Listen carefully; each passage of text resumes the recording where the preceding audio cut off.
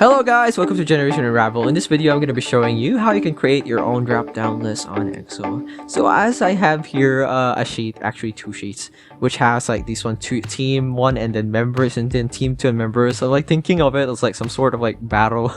And then actually in sheet 2, you have like the members that you can choose from, like Iron Man, Batman, Superman, Random Hero Dude, whatever, Hello Morning, or Hexagon Guy. So what you need to do is just choose the cells that you want to include, head over to data and click on data validation over here, and then just click on list and then choose the source. Let's head over to sheet 2 because that's where our source is from, and just choose the cells which our source is from, and now you'll be able to have this drop down list. You just need to click on the drop down button and then just choose whichever members you want to be part of this team.